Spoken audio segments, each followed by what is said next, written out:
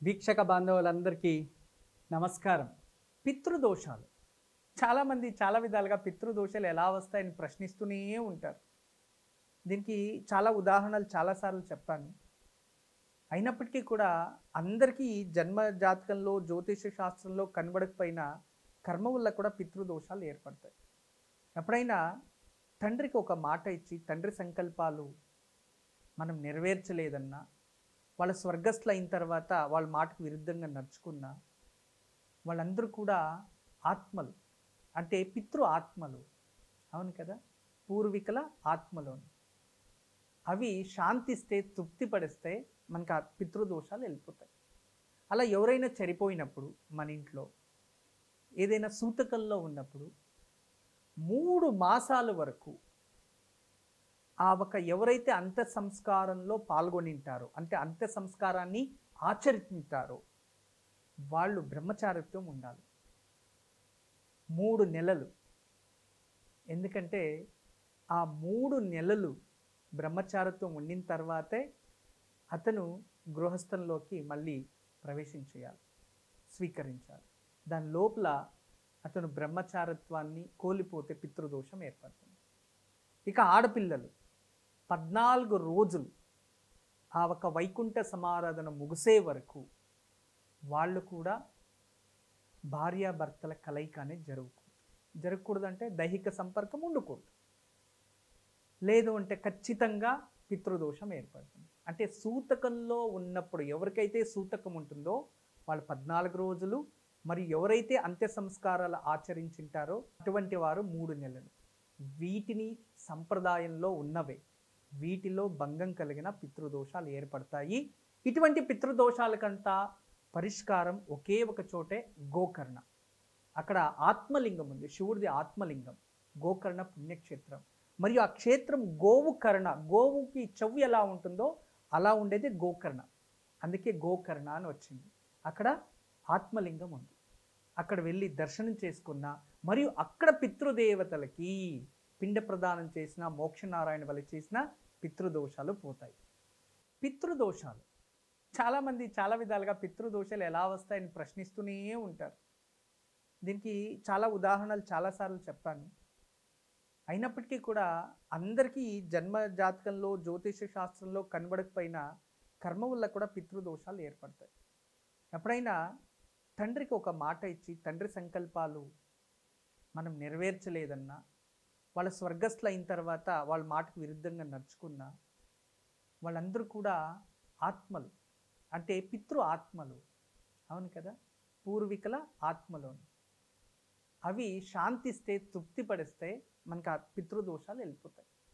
అలా ఎవరైనా చనిపోయినప్పుడు మన ఇంట్లో ఏదైనా సూతకంలో ఉన్నప్పుడు 3 మాసాల వరకు ఎవరైతే అంత్య సంస్కారంలో పాల్గొనింటారో, అంటే అంత్య సంస్కారాన్ని ఆచరించారో వాళ్ళు బ్రహ్మచారిత్వం ఉండాలి 3 నెలలు. ఎందుకంటే ఆ 3 నెలలు బ్రహ్మచారిత్వం ఉండిన తర్వాతే అతను గృహస్థంలోకి మళ్ళీ ప్రవేశించేయాలి, స్వీకరించాలి. దాని లోపల అతను బ్రహ్మచారిత్వాన్ని కోల్పోతే పితృదోషం ఏర్పడుతుంది. ఇక ఆడపిల్లలు 14 రోజులు వైకుంఠ సమారాధన ముగిసే వరకు వాళ్ళు కూడా భార్యాభర్తల కలయిక అనేది జరగకూడదు. అంటే దైహిక సంపర్కం ఉండకూడదు. లేదు అంటే ఖచ్చితంగా పితృదోషం ఏర్పడుతుంది. అంటే సూతకంలో ఉన్నప్పుడు ఎవరికైతే సూతకం ఉంటుందో వాళ్ళు 14 రోజులు, మరియు ఎవరైతే అంత్య సంస్కారాలు ఆచరించింటారో అటువంటి వారు 3 నెలలు. వీటిని సంప్రదాయంలో ఉన్నవే, వీటిలో భంగం కలిగిన పితృదోషాలు ఏర్పడతాయి. ఇటువంటి పితృదోషాలకంతా పరిష్కారం ఒకే ఒక చోటే గోకర్ణ. అక్కడ ఆత్మలింగం ఉంది, శివుడిది ఆత్మలింగం, గోకర్ణ పుణ్యక్షేత్రం. మరియు ఆ క్షేత్రం గోవు కర్ణ, గోవుకి చెవు ఎలా ఉంటుందో అలా ఉండేది గోకర్ణ.